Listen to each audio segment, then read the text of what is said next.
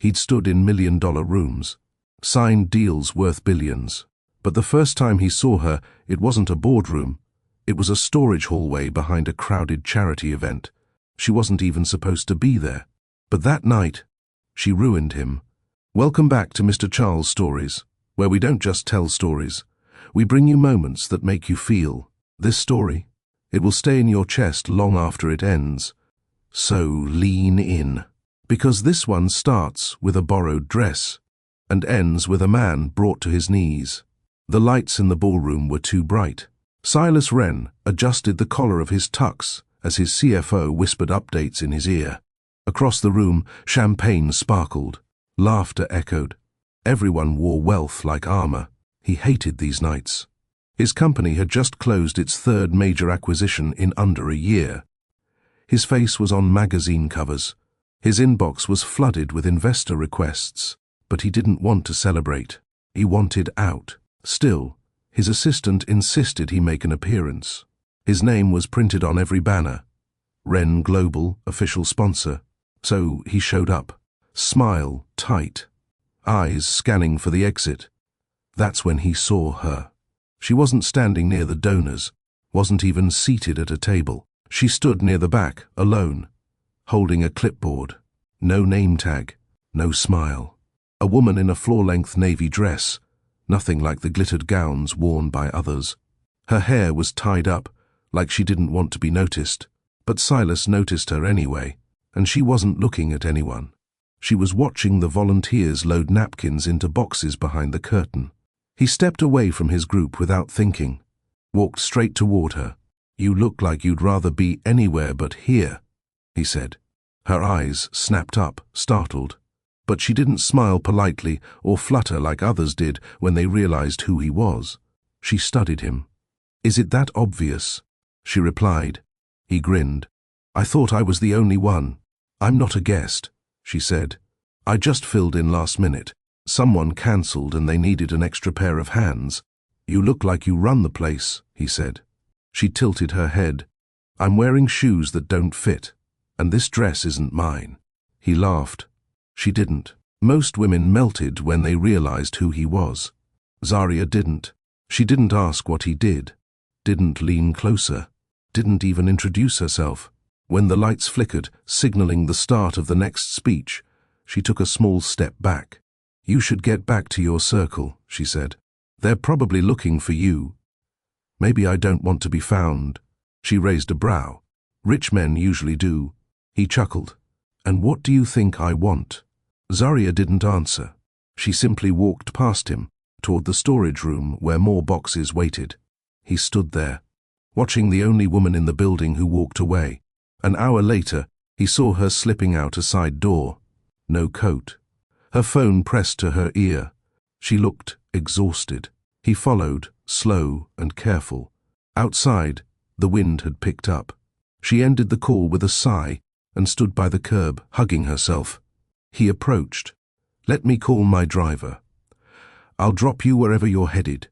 She looked at him again, less guarded now, but still firm. "I'm not a fan of favors. It's not a favor." "Then what is it?" He paused. "A request to keep talking.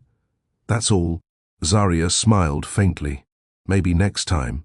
She turned, walked 2 blocks to the subway, and for the first time in months, Silas felt something beyond numbers, beyond profit. He asked his assistant to find out who she was. Her name, Zaria Monroe, 28, administrative assistant at a non-profit. Quiet life, no digital footprint, no reason to stand out. But to Silas, she'd already changed everything. He didn't start with a grand gesture. He texted, 1 message, then 2. They spoke at night, long after the world shut down. She'd tell him about her co-workers. He'd tell her about the parts of business no one saw. Loneliness, masks, deals that drained more than they gave. She never once asked how much he made. She asked how often he slept. One weekend, they met for laundry. He folded towels while she sorted socks. "I haven't done this with anyone in years," he admitted. Zaria smiled. "Because they expect marble floors, not lint sheets." It took 6 weeks for him to hold her hand. 9 weeks before he kissed her in a park under dim lights.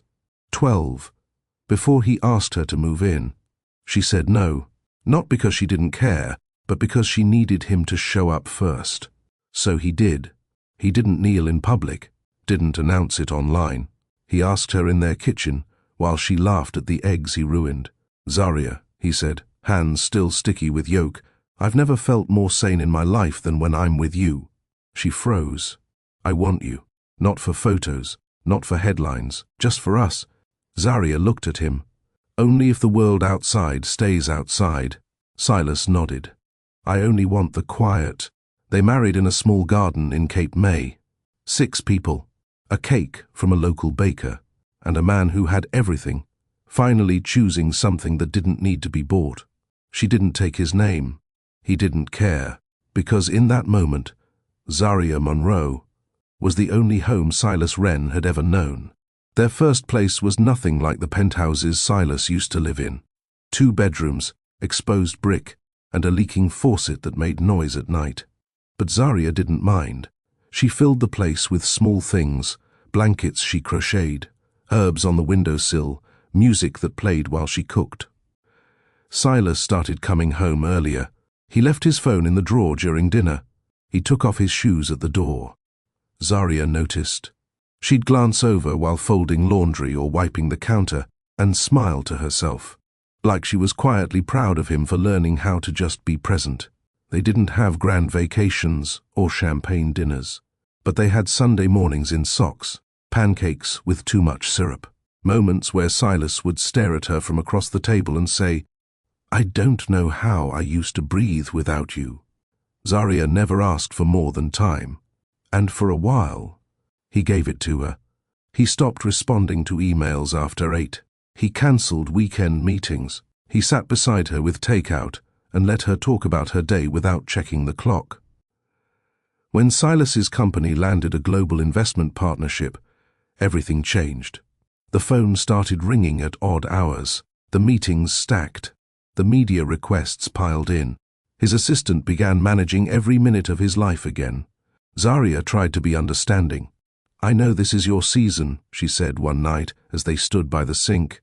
"I just miss us." He kissed her forehead. "It's just for now," but now turned into months. At first, she would wait up. Then, she started falling asleep before he got home. Eventually, she stopped asking when he'd be back. The dinners became leftovers in the fridge. The laundry folded itself. The silence between them grew louder than any argument ever could.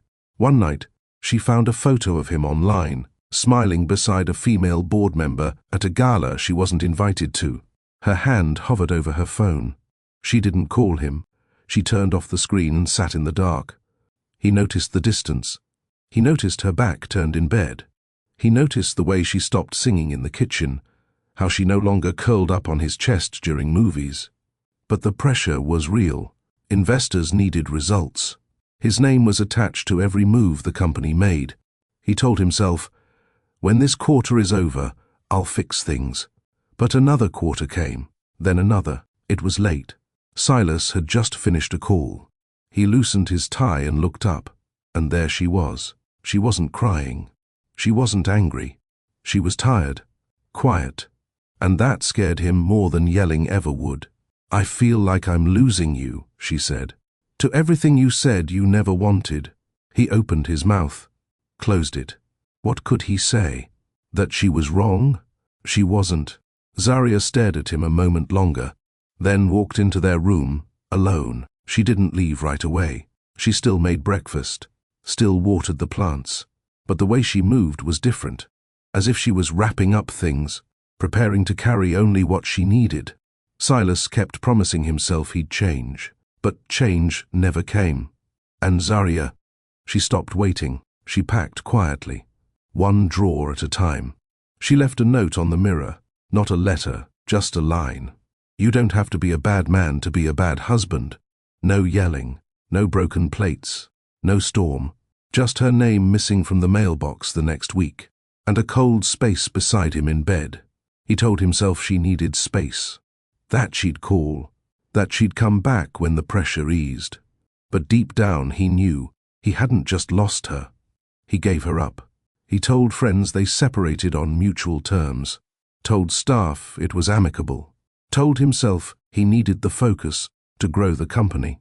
But nothing filled the gap she left. Not new contracts. Not high-rise views. Not women in perfect dresses with empty laughter. He came home each night to a quiet condo, took off his shoes, and remembered how she used to fold his socks into neat pairs. Now, he didn't even bother matching them. It wasn't planned. They were sitting on a park bench, feet stretched out, sipping coffee from mismatched mugs. Silas looked at her, eyes tired but clear, and said, "I don't want to do this life without you." Zaria blinked. She thought he was being sweet, until he pulled out a ring. No velvet box, no grand speech. Just a silver band in his palm, quiet and steady. "Let's make this real," he said. "No photographers, no announcements, just you and me." She smiled. Not wide, not shocked, but soft. Because somewhere inside, she'd already said yes months ago. They married in a garden. Not one from magazines, but one tucked behind a bed and breakfast in Cape May. 6 guests. A pastor who'd been married 40 years. A cake that leaned slightly to the side. Zaria wore a dress her aunt adjusted. Silas wore the same suit he'd worn to the charity dinner where they first met. They said their vows with no microphones, no camera crew, no applause. Just wind and words that meant something. He promised to come home, to keep his world simple, to not let money speak louder than time. She promised to stay present, to believe in him, not his business, to never let love become a transaction. They meant every word. At the time, they believed those words were enough. They came home to a small apartment, no welcome banners, no crowd, just leftover wedding cake and a blanket on the couch. Silas placed the ring box in a drawer. Zaria placed the bouquet in a jar of water. That night, they didn't go out to celebrate. They stayed in, watched old comedy reruns, ate popcorn with too much salt, and when he pulled her close, Zaria whispered, "This is everything I wanted." Silas kissed her forehead. Me too. He still worked. She still took the train to her non-profit office. But they made time, dinner at 7. Saturdays for grocery runs together. Sundays in bed till noon. Zaria filled the house with warmth. Photos on the fridge, music playing while she cooked. A calendar on the wall with silly notes scribbled in Sharpie. "Don't forget socks. Buy real fruit, not just juice. Bring home your smile tonight." He read those notes. He tried. For a while, he kept up. "Why haven't you posted anything?" One asked. "You're married to someone that no one knows." Silas shrugged. "That's how I like it." His team whispered behind his back. "She's not like the others. She doesn't dress the part. She won't last." He ignored them. He didn't care how she looked beside him at events, because he didn't bring her. Not out of shame, out of protection. Zaria didn't ask to be part of that world, and Silas wanted to keep their life safe. He made coffee too strong. She always teased him for it. He'd stand by the window, shirt half-buttoned, reading headlines while she packed her lunch. One morning, she slipped a sticky note into his laptop bag. "Don't forget I love you. Even if your emails are longer than my workday." He smiled when he read it. That night, he brought home 2 slices of her favorite pie. She didn't say anything. She just slid her hand into his and rested her head on his shoulder while they watched TV. The world moved fast outside their door, but inside, everything slowed down. Zaria didn't talk stocks. She talked feelings. Silas didn't impress her with power. He impressed her by listening. She told him about a boy at work who couldn't afford school shoes. He wired funds anonymously the next day. She never brought it up, but the smile she gave him that evening said enough. Just the flu, but it knocked her out. Silas came home early, made soup, burned it. She laughed through her fever. He sat by her side, wiped her face, read her emails out loud so she wouldn't stress. When she opened her eyes and saw him there, holding a cold rag to her forehead, she whispered, "You're a good man." And he believed it. Because with her, he felt like one. He didn't take calls after dinner. He started declining events. He left board meetings early just to catch the subway home with her. His assistant was furious. His investors confused. But he told them all, what matters most isn't in the headlines. She's at home. Waiting. For a while. That was true. The first sign was subtle. A dinner skipped. A text answered late. The sound of her laugh no longer filling the apartment when he walked through the door. It wasn't dramatic, just quiet. Silas had landed a major deal in Tokyo. The board had been pushing for expansion, and the weight of it all landed squarely on his shoulders. Investors were circling. His CFO called it the company's defining moment. He told Zarya it would only be a few days. She nodded, told him to go. But when he came back, something had shifted. She hadn't waited by the door. She was asleep on the couch, wrapped in the same throw blanket she used to pull him under with her. The lights were off. His dinner sat cold in the microwave. He stood there for a long time, staring at her sleeping form, then walked to the bedroom and closed the door softly behind him. Days turned into weeks. Her notes on the fridge slowed. The calendar stayed blank. Their laundry piled up. The music she used to play while cooking was replaced with silence. They still said good morning, still shared a bed, still asked about each other's day, but the warmth was fading. One night, while folding towels, she looked up and asked, "Do you ever think we jumped into this too fast?" He looked at her, startled. "No. Why would you say that?" She shrugged. "Just a question." He wanted to say, "Because I love you." He wanted to pull her in and hold her and remind her of Sunday mornings, and sticky notes and the way her eyes crinkled when he kissed her neck. Instead, he folded the next towel and didn't look up again. When Zarya turned 30, she didn't throw a party. Silas had planned something, but work dragged him out of town. She spent the evening with her sister instead, sipping cider and avoiding questions about her husband. He called, but she didn't answer. Sent flowers that arrived a day late. The next morning, she left a note beside his coffee. "You're not a bad man, Silas, but I don't think you see me anymore." He read it 3 times. When she came out of the bedroom, he tried to talk, but she waved it off. "It's fine. Just a moment. Forget it." But he didn't.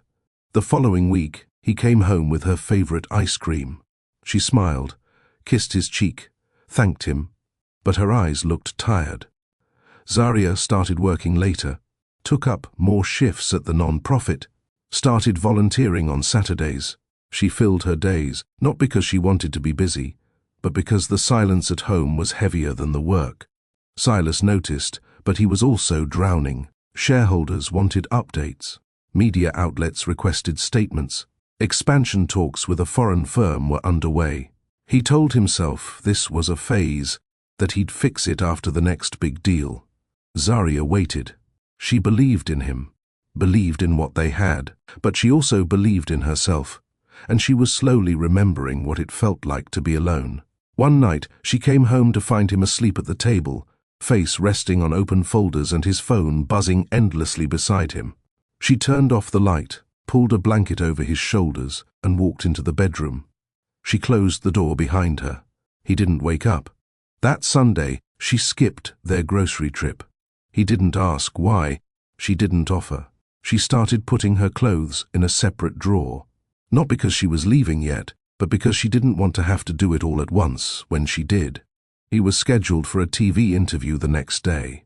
She watched it from their living room, knees pulled to her chest, eyes glued to the screen. He looked polished, confident, powerful. The host asked, "Is there anyone special behind the scenes helping you stay grounded?" Silas smiled, paused, then said, "I've been blessed to have great support from my team." Zarya blinked, turned off the television. That night, when he got home, she was already in bed, lights off, pillow to her chest. He walked in quietly, sat beside her, and whispered, "You watched." She didn't move. "Yeah, I should have mentioned you." She exhaled through her nose. "It's okay." But it wasn't. 2 weeks later, she started sleeping in the guest room. Said it was because of his calls, his pacing, the time zones. He didn't argue. When she missed her period, she took the test alone. Stared at the plus sign in the bathroom mirror, hand over her mouth. She didn't tell him, not yet. She watched him rush through breakfast, watched him check emails between bites of toast. She thought about their vows, about the garden, about the way he used to trace her fingers when she spoke. She waited until the first doctor's appointment. Then the second. She went alone. He missed their anniversary that month. Sent a text. In meetings. Let's celebrate when I get back. She never replied. At 11 weeks, she started bleeding. Sat in the ER, wrapped in a hospital blanket, terrified and alone. She thought she'd lose the baby. She didn't. She went home that night and stood in the kitchen while Silas finished a Zoom call. He didn't notice the hospital bracelet on her wrist, didn't notice her pale lips. He hung up and said, "Everything okay?" She nodded. "I think I'm done." "With what?" "With hoping you'll come back before it's too late." He froze. The words felt heavier than they sounded. She walked past him, shut the bedroom door, packed a small bag. No fights, no yelling, just movement. When he walked in, she was slipping her ring into a small envelope. She handed it to him. "Don't call," she said. He didn't ask why, and that was the problem. She left before the sun came up. Didn't slam the door, didn't take much, just enough. Silas sat on the couch for hours, ring in hand, trying to figure out when the distance had become permanent. He knew he'd let her slip through the cracks, and he convinced himself it was for the best. If you've ever watched love fade, not from betrayal, but from absence, drop a comment below. Have you seen someone walk away simply because they stopped being seen? Share your thoughts, your stories, or a moment you regret letting slip. And if this chapter hit close to home, take a second to like this video. It tells the algorithm that these stories matter. Make sure you're subscribed so you never miss the next one. He told everyone they split peacefully. No bitterness, no drama. Just life pulling two people in different directions. It was easier than admitting he failed. Silas didn't chase after her. He convinced himself that if she truly wanted to be found, she wouldn't have walked out so quietly. That if the love was real, it wouldn't have faded in the first place. But it wasn't true, and every morning without her reminded him of that. He woke up to silence. He came home to silence. He poured coffee into a clean mug that never moved from its place. There was no scent of her lotion in the hallway, no hum of her favorite playlist in the kitchen, no sticky notes on the fridge, just space. She didn't call. He didn't either. His assistant started filling his schedule tighter than ever. He didn't resist. Early flights, long meetings, nights blurred into boardrooms, hotel rooms, and empty elevators. He answered every investor call, made every deadline, smiled through every press interview. From the outside, he looked untouchable, but nothing felt anchored. His apartment became a place to sleep, not live. His closets were filled with pressed suits, his counters cleared of clutter. The plants she once watered dried and crumbled. The basil by the window shriveled the week after she left, and he didn't replace it. One of the first weekends alone, he stood in the kitchen holding a pan and couldn't remember the last time he cooked without her. He opened the fridge, stared at rows of takeout containers, and closed it again. He ordered nothing, just sat in the living room with an untouched drink in hand, staring at the door like she might walk in and ask him why the place was colder than before. But she didn't. When her birthday came around, he remembered, even bought a gift. It sat in his office drawer, still wrapped. He didn't know where to send it. Her number was disconnected. Her email bounced back. Her old office said she left months ago. Zaria had erased herself from his world completely. And still, he couldn't let go. She lived in the smallest things. He'd walk past a bookstore and remember the time she cried over a used poetry collection she found for $3. He'd pass a market and remember the time she made him try her grandmother soup recipe, laughing while he gagged on too much spice. He heard her voice in his sleep. Woke up once, thinking she was humming in the bathroom, but there was no steam. no singing. Just the sound of traffic 30 floors below. Some nights, he stayed late at the office until the cleaning crew arrived. He told himself it was work, but it was avoiding home. Women still approached him, well-dressed, polished, aware of his title. He smiled, made small talk, went home alone. He never brought another woman back. It wasn't some noble choice. It was simply this: no one else made him feel seen. Zarya had seen all of him, even the pieces he never meant to show. And somehow she still loved him, until she couldn't anymore. 2 years passed, then 3, then 4. By the 4th year, he stopped expecting to hear from her. He told himself she probably moved on, started over, met someone gentler, someone who made her laugh again. It should have made him angry, but it didn't. He just hoped she was okay. Every December, he skipped holiday parties. Every Valentine's, he buried himself in back-to-back meetings. Every spring, he'd stare out the window and remember the way she'd tilt, her head back when the light hit her face, like it made her feel alive. His empire grew. His name meant more. His face was everywhere. But his heart, it stayed in that little apartment where she once taped up notes that said things like, "Buy real fruit, and don't forget I love you." His assistant once asked if he wanted to change his emergency contact form. He paused, then said, "Leave it." She gave him a strange look, but he didn't explain, because even though the number didn't work anymore, even though she was gone, he couldn't bring himself to replace her. One night, at a formal dinner, an old client brought his wife. The woman looked nothing like Zarya, but the way she laughed, free and unfiltered, pulled something deep out of Silas.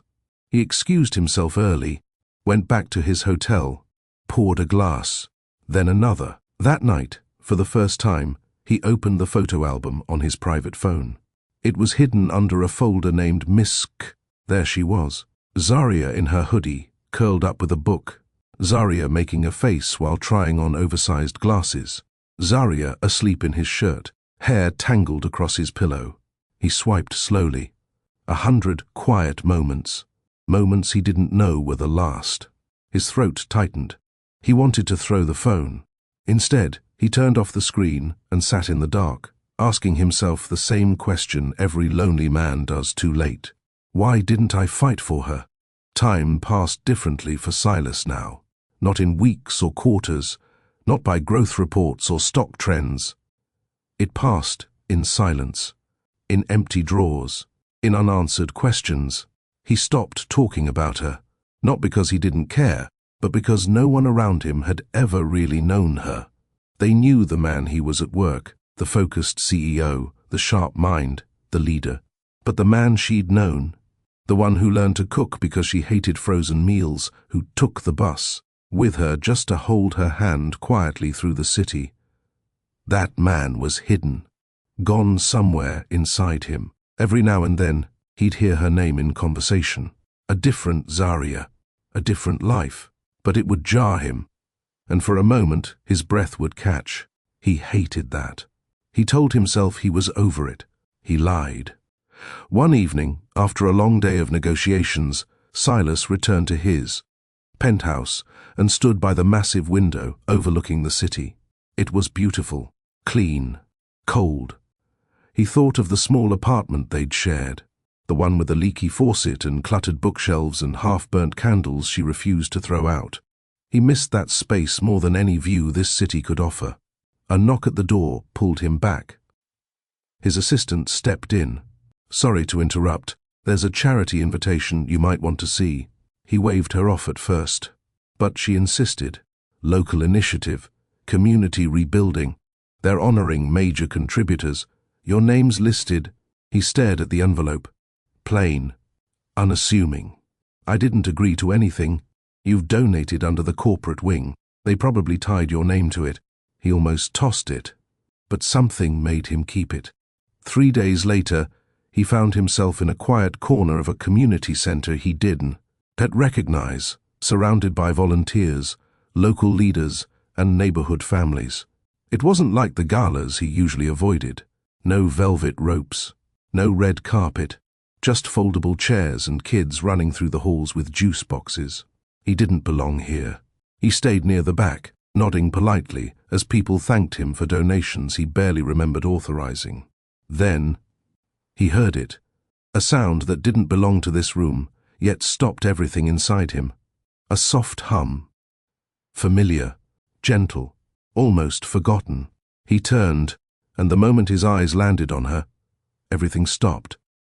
Zarya stood by the far window, gently bouncing a toddler in her arms. She hadn't noticed him. Her focus was on the child, her voice low, her eyes full. She looked peaceful. She wore jeans and a simple top. No makeup, no accessories. Yet, she looked more radiant than he remembered. Silas couldn't breathe. The child shifted in her arms, revealing a profile that hit him like a wave. A small, round face, tan skin, dark eyes that mirrored his, a focused expression, a mouth that curled down at the corners, just like his had as a boy. Silas stepped forward without thinking. Zarya looked up, their eyes locked. Her breath caught. He stood there, unable to move. Everything, the years, the distance, the guilt, rushed into that moment. He wanted to speak, wanted to fall apart, wanted to run. Instead, he whispered, "Zarya." She blinked, steadied the child in her arms. Silas, it wasn't cold, it wasn't warm, it was steady, measured. He looked at the boy again. His voice cracked. "That's your son?" She nodded. "His name is Cairo." Cairo. Silas swallowed hard. His throat burned. He took another step closer. Not too close, just enough to see clearer. "Is he—" Zarya didn't answer. She glanced down at the child, now half dozing against her chest. Then she looked back at Silas and said softly, "We should talk later." He nodded, unable to say anything else. She gave a faint, unreadable smile and turned away, walking toward the exit. Cairo stirred, curling against her shoulder. Silas stayed rooted in place. For the first time in years, he felt completely undone. He didn't go after her. Not then. But later that evening, when the event ended, he found her number on a new business card left at the front table. Zarya Monroe, program director. He stared at it for a long time. Then he texted, "Please, I just want to talk. When you're ready." The reply came 2 hours later. "Tomorrow, 4 p.m. Greenlight Cafe." He stared at the screen, heart pounding, hands cold. This wasn't just a reunion. It was the beginning of the reckoning he'd tried to avoid for 4 years. The next day came slowly. Silas didn't sleep the night before. He lay in bed, staring at the ceiling, playing out the meeting in his head. What would he say? How would he explain the years? The silence? The questions he never asked? He changed his shirt 3 times that morning, tried to style his hair twice. He didn't know why it mattered, but somehow it did. By 3:40 p.m., he was already parked outside the cafe. It was small, tucked between a laundromat and a barber shop. Nothing like the places he used to take her. But he remembered this street. They had walked it once, years ago, after picking up Chinese food and laughing about a spilled soup container in the back seat. That memory stung now. He stepped inside. The place smelled like cinnamon and old wood. Soft jazz played low. A few college students sat near the windows, laptops open. One man read a book with his earbuds in. Zarya wasn't there yet. He picked a table near the back, facing the door, and ordered a coffee. Black, no sugar. His hands wouldn't stop tapping against the cup. At 4:07 p.m., she walked in. Same quiet posture. Same controlled pace. Her eyes scanned the room quickly, found him, and without hesitation, she walked over and sat down. No hug, no handshake, but no anger either. He stood, awkwardly. "Hey." "Hi," she said simply. She wore a soft cream blouse and dark jeans. Her hair was pulled into a loose knot. She looked calm, poised, not tense, but not relaxed either. "I wasn't sure you'd come," Silas admitted. Zarya looked at him, steady. I wasn't sure I'd answer your text. Thank you for doing both. She nodded, then looked out the window. So? He drew in a breath. Cairo, he's my son, isn't he? She didn't flinch, didn't blink. She just looked back at him and said, yes. The word hit harder than he expected. He leaned back, stunned by the simplicity of it. How old is he? He asked. 3.5. He exhaled slowly. I missed everything. Zarya's eyes didn't soften. Yes, you did. Silas reached for his cup, but his hands weren't steady. He placed it back down. I had no idea. You never... I didn't know right away. She cut in. I found out after I left. He looked at her, jaw tight. And you never thought to tell me. She looked straight at him. You didn't notice me for a year before I left. You didn't hear me when I said I was slipping. Why would I believe you'd hear me then? Silas's shoulders sank. I would have done something, he said, quieter now. I would have stepped up. She looked down at her hands. Maybe you would have sent money. Maybe you'd have flown in for birthdays. But that's not what I wanted for him. He swallowed. What did you want? I wanted peace, she said. I didn't want my son to grow up watching me wait at the window, hoping his father would come home. I lived that. I wasn't going to repeat it. He nodded slowly. I deserved that, he said. But he didn't. Zarya's eyes flickered. That's why we're here. Silas looked up. You're letting me see him. I'm not making promises, she said. I'm letting you explain yourself. Then, we'll see. Silas straightened a little. I won't lie. When you left, I shut down. I didn't try. I thought maybe it was just meant to end. You didn't fight, she said flatly. I know. I waited for a message, a knock, something. I was ashamed, he admitted. Ashamed that I didn't listen sooner. And by the time I thought to come to you, I convinced myself you were happier without me. Zarya was quiet. He pressed on. I didn't stop loving you, Zarya. I just didn't know how to love you well. And when I saw Cairo in your arms yesterday, it hit me. Every single thing I lost because I didn't show up.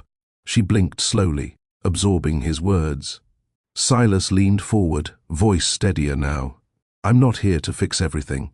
I'm not asking to be welcomed back into your life overnight. I just want to know my son. I want to make up for time. Even if it takes years. Zarya looked at him, unreadable.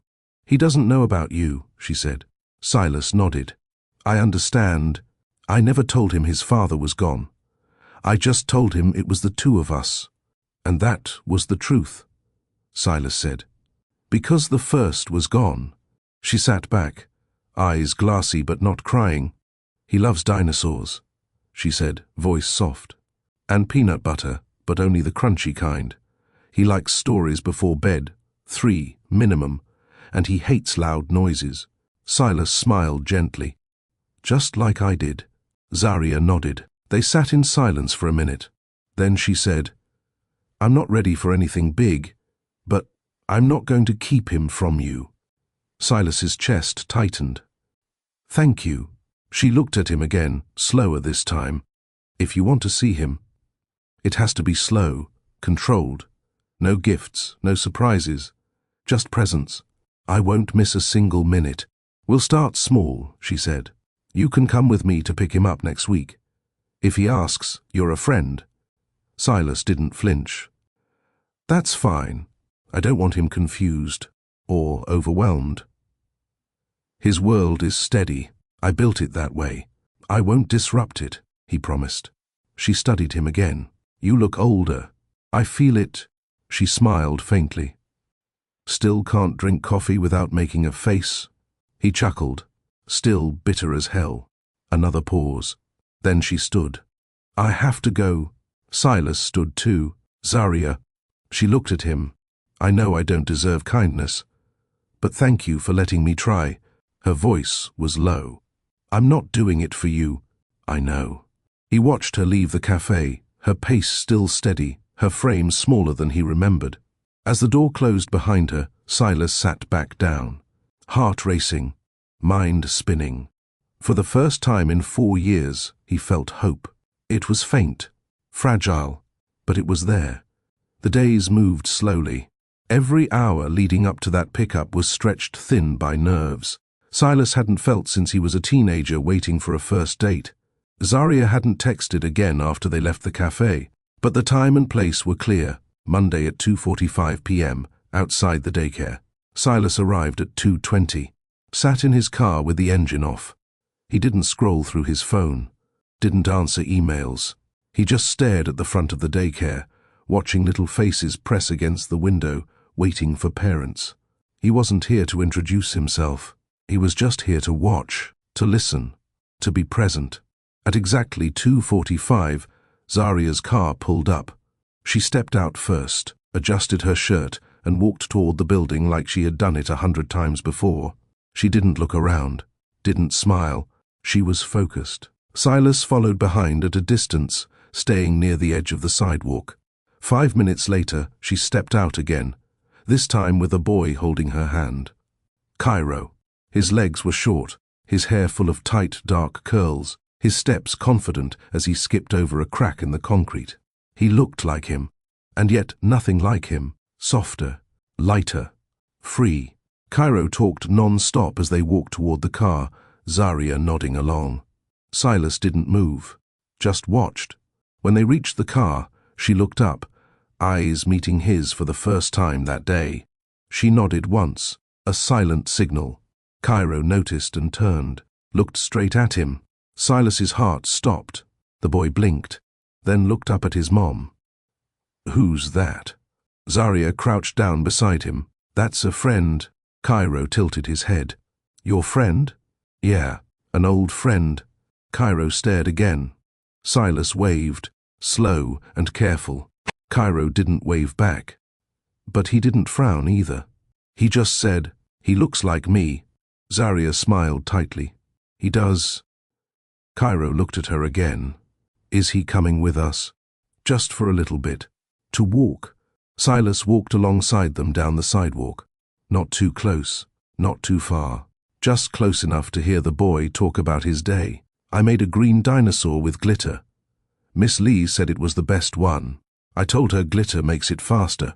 Zaria laughed. "Faster, huh?" "Yep. Fastest T-Rex ever." Silas chuckled softly. Cairo looked up. "You laugh like Mama."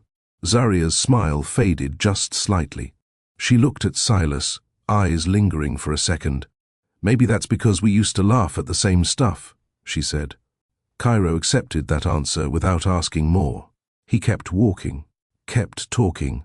By the time they made a loop around the block, Cairo had pointed out 3 trees, asked why the sky looked bent, and explained his theory that clouds were just bath bubbles for birds. Silas stayed quiet for most of it, occasionally nodding, smiling when appropriate, but not interrupting. He wasn't here to perform. He was here to learn. When they got back to the car, Cairo was ready for his snack. Zaria handed him a pack of crackers and strapped him into his seat.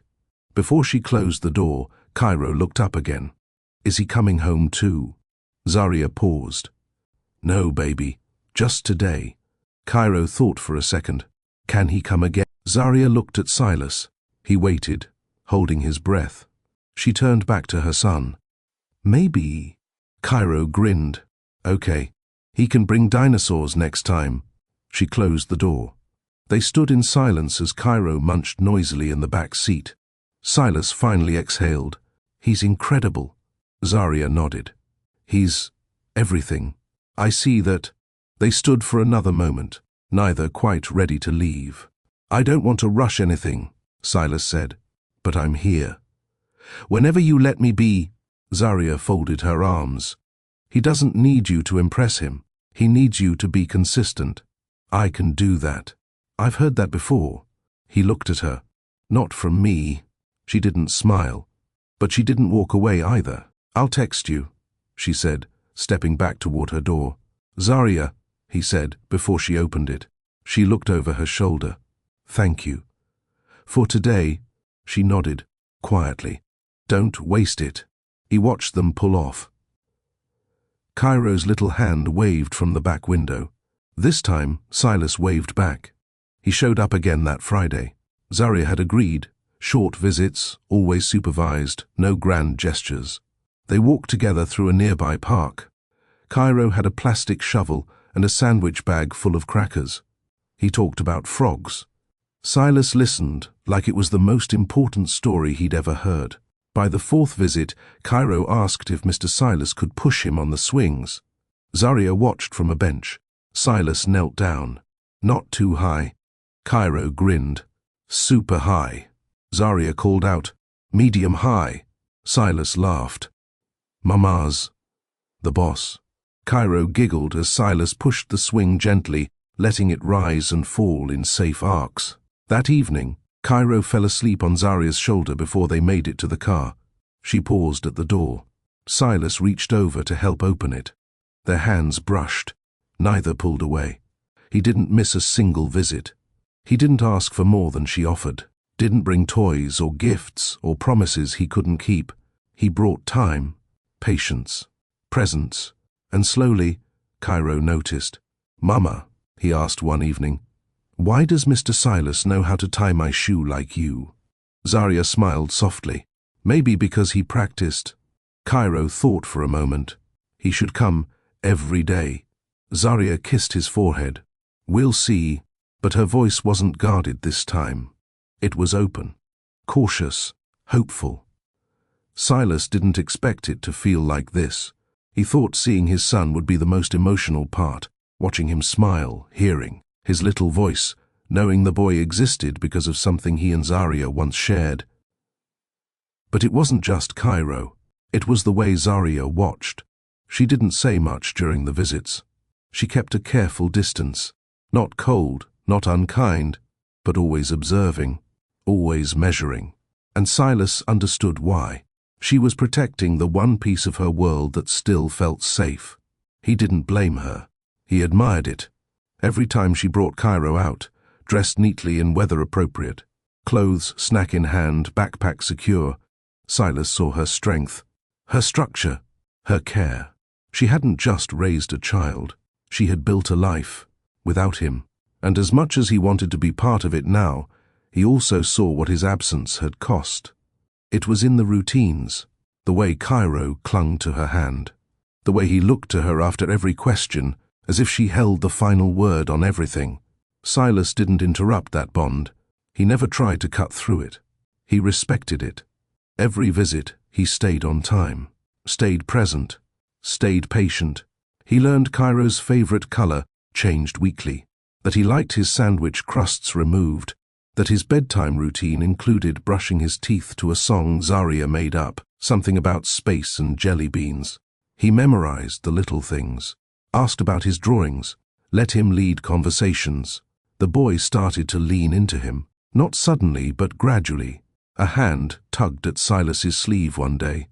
Another day, Cairo sat beside him at the park bench instead of next to Zaria. Once he looked up while tying his shoe and said, "Can you come to my school show?" Silas's chest tightened. He looked at Zaria. She hesitated, then nodded. "It's next Thursday, 10 a.m.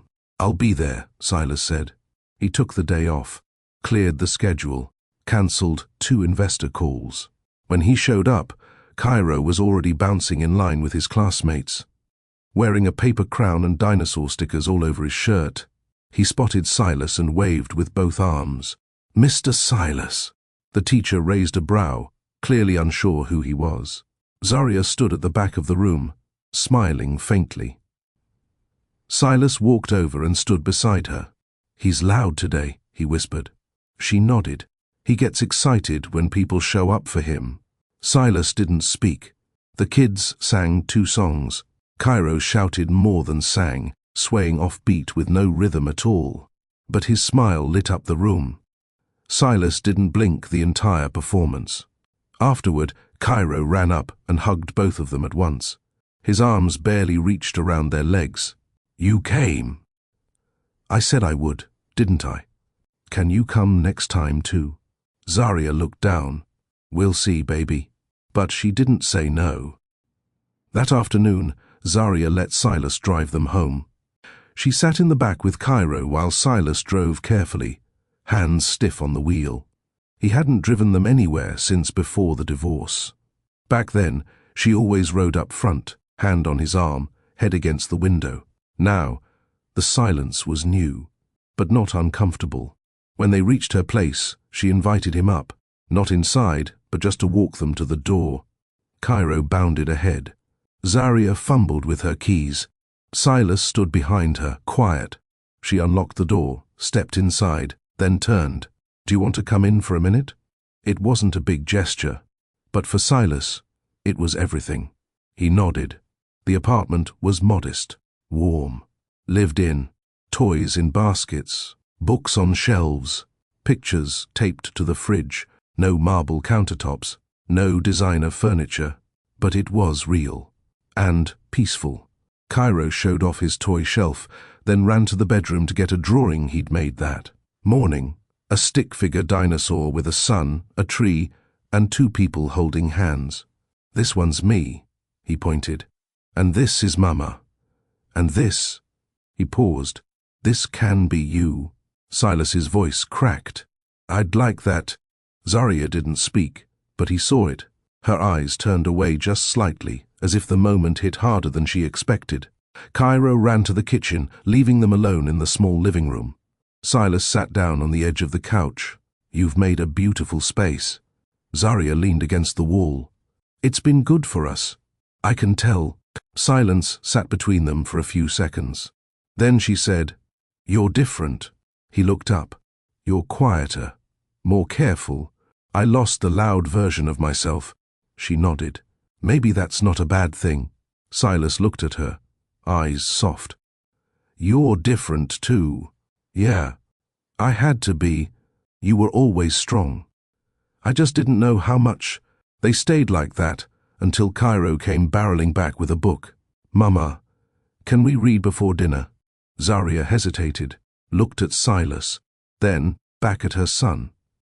"Okay." "Just one." Cairo climbed up on the couch. Zaria sat beside him. There was no room between them, but Cairo patted the floor. "Sit here," he said. Silas lowered himself gently, listening as Zaria opened the book and began to read aloud. Cairo leaned against her. Every now and then, he'd point something out. Zaria would pause to explain. Silas stayed quiet, letting the moment belong to them. When the book ended, Cairo yawned. Zaria kissed the top of his head. "Go wash your hands." He ran off. Silas stood. "I should go." Zaria walked him to the door. Before he opened it, he turned to her. "Thank you for letting me come in." She nodded. "Thank you for not rushing it." He hesitated, then asked quietly, "Would it be okay if I came again, for dinner sometime?" Zaria didn't answer right away. Then she said, "Let's take it one visit at a time." He smiled. "That's fair." As he stepped into the hallway, she added, "But you're welcome to keep showing up." He looked at her. "I will." She nodded again, this time slower, then gently closed the door. And for the first time in years, Silas didn't feel shut out. He felt trusted, even if just a little. Zaria didn't realize how much had changed until one evening, 2 weeks later, when she came out of the kitchen and found Cairo, asleep on the couch, head resting against Silas's arm, mouth slightly open, fingers still clutching a small toy truck. She had only gone to warm dinner. Silas hadn't even noticed her return. He was sitting still, careful not to shift and wake the boy. His arm, half numb, stayed right where it was. Cairo trusted him enough to fall asleep there. That truth made her pause. She leaned against the doorway, eyes fixed on them. She'd spent years protecting that boy's peace, guarding it like armor. And now, watching her son wrapped around a man she once walked away from, she didn't feel fear. She felt unsure, not in a bad way, but in a way that made her stomach flutter without warning. Silas looked over at her, a question in his eyes. Should he move? Should he stay? She gave a small nod. Leave him be. She walked over, knelt beside the couch, and gently pulled Cairo's little legs up so he'd lie flat. Silas shifted slowly, easing his arm away so Zaria could tuck a blanket over him. They worked in sync, like parents who'd done this together 100 times. Once Cairo was settled, they stepped out into the hallway. Silas whispered, "He was showing me his monster truck, and then, just knocked out." She smiled. "He's like that. 1 second he's jumping, the next he's dead asleep." They stood in silence, not touching, not moving. Then Zaria said, "Do you want to stay for dinner?" Silas hesitated. "I don't want to overstep." "You're not," she said. They went back inside. She reheated the food. He set the table without asking where things were. She didn't stop him. They ate quietly, 2 plates side by side like old times. Only now, there were years between them. Still, the rhythm returned. He didn't ask heavy questions. She didn't press for anything deep. But the comfort, it was there. After dinner, he helped wash the dishes. She handed him a towel. They didn't speak for several minutes, just passed dishes back and forth, the water running between them. She glanced over once and saw him smiling faintly to himself. "What?" she asked. Silas shrugged. Just this." She didn't reply, but her heart beat differently. After the kitchen was clean, he didn't ask to stay longer. He walked to the door, paused, then looked at her. "I don't know how to say this without sounding like I'm pushing." "Then say it the simple way." He met her eyes. "I missed this life. I didn't know how much until I got a taste of it again." Zaria held his gaze. She didn't retreat. "I missed parts of it too," she said. "But missing something and trusting it again are 2 different things." "I know," he said. "Don't rush me." "I'm not," he replied. "I'm just here. I'll keep showing up." She opened the door. Before he stepped out, she said, "Next Friday, Cairo has a checkup. You can come if you want." He blinked. "I'd love to." She nodded. "Don't be late." At the clinic, Cairo clung to Silas during the vaccine shot. It shocked Zaria. Her son had never reached for anyone else in those moments. She always braced herself for the crying and the tight grips. But that day, Cairo turned toward Silas and buried his face into his chest. Silas didn't move, just held him close, murmuring gently, rubbing small circles on his back. Afterward, Zaria thanked him. Silas shook his head. He needed someone. "I'm honored he picked me." They went for ice cream after. Cairo had vanilla with rainbow sprinkles. Silas had mint, but let the boy steal all the toppings. Zaria watched them from across the table. Something about the way they laughed together, side by side, made her blink a few times more than necessary. She wasn't ready to name the feeling, but it was there. That night, after Cairo went to sleep, Silas walked her to her door. Before she opened it, he said, "May I ask you something?" She nodded. "What was the hardest part?" "After I left." Zaria took a breath. "Learning how to fill silence. Not just the noise you left behind, but the emotional silence. I kept waiting to stop wondering if you'd show up." He nodded. "I hated myself for staying gone." "You stayed gone because you thought time would erase what you broke," she said softly. "But it doesn't work that way. I know that now." Zaria leaned against the door. "What was the hardest part for you?" He looked away, then back, realizing the only person who ever saw me completely was also the one I let slip away. She didn't speak. He added, "And knowing I did it quietly, without a fight." Zaria opened the door, but before stepping inside, she looked at him again. "I'm not asking you to fix the past. I couldn't if I tried. But I do want to know if you're ready to live differently." Silas didn't answer with words. He just nodded, slow, certain. And for the first time, she believed him. It started with small things. Cairo began asking if Mr. Silas would be coming the next day. Sometimes twice in one evening. He started drawing pictures with 3 people instead of 2. Stick figures of himself, Zaria, and the tall man who now pushed him on the swings and sat crisscrossed on the carpet building block towers that never stood straight. Zaria didn't stop him, but she didn't encourage it either.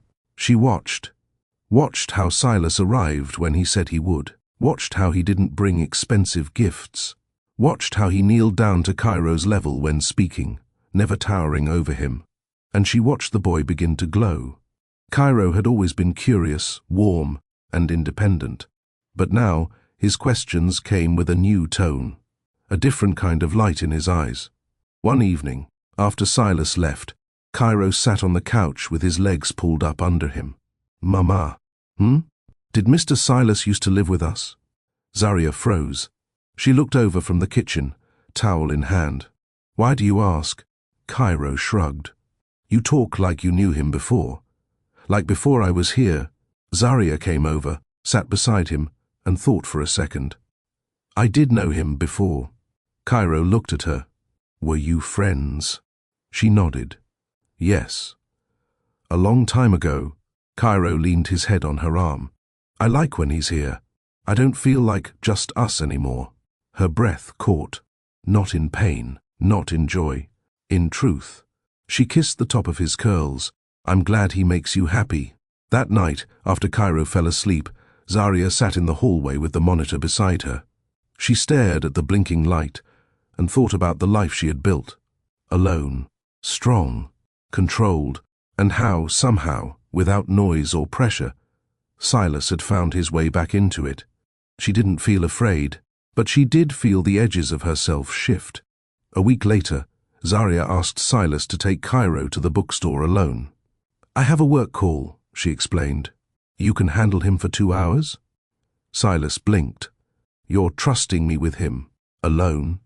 She raised an eyebrow. "He's already taken over your heart. Might as well give you a trial run."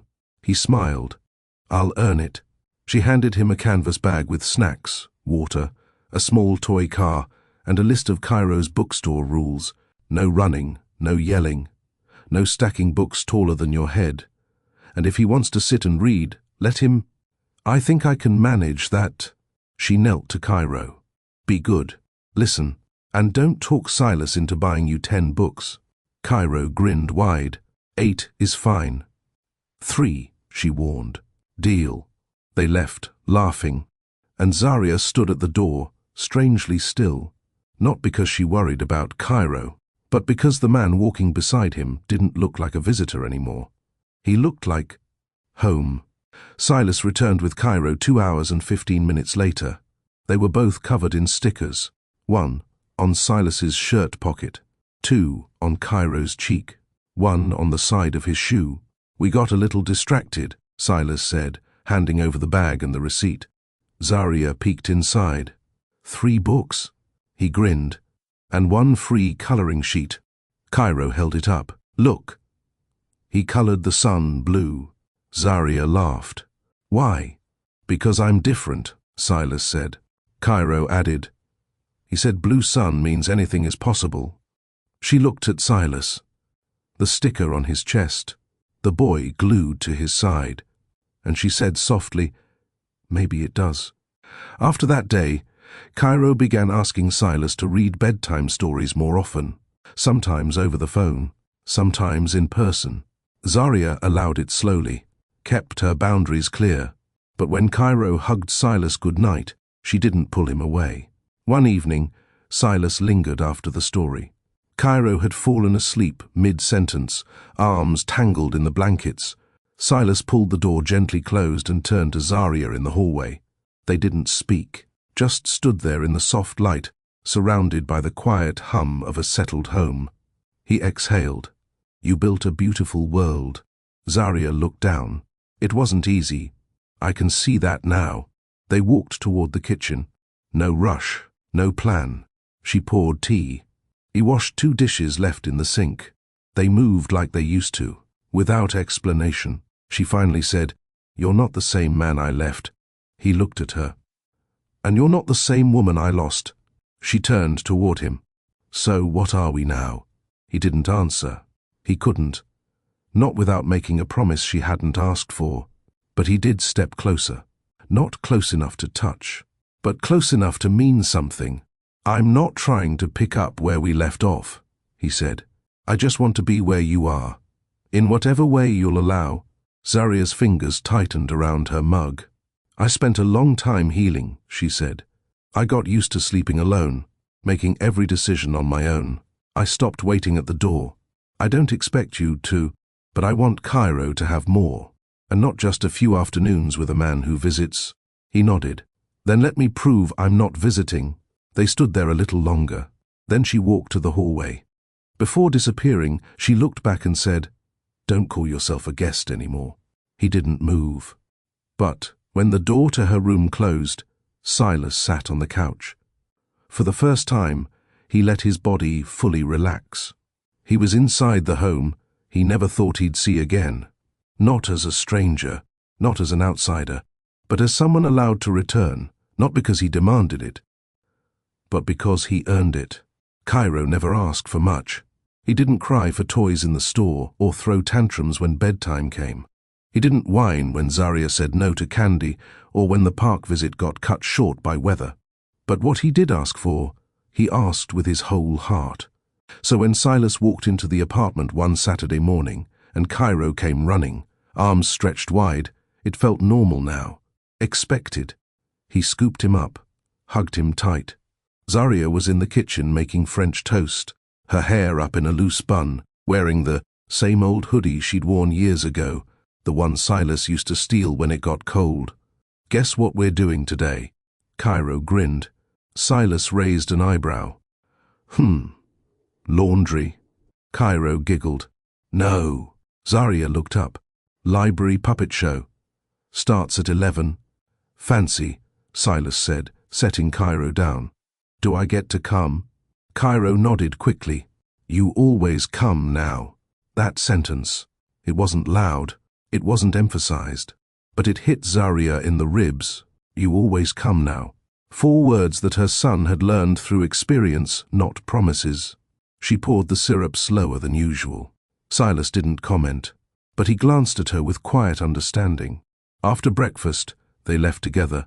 Cairo skipped between them, swinging his arms back and forth, stopping, only to pick up leaves or pebbles he deemed worthy of pockets.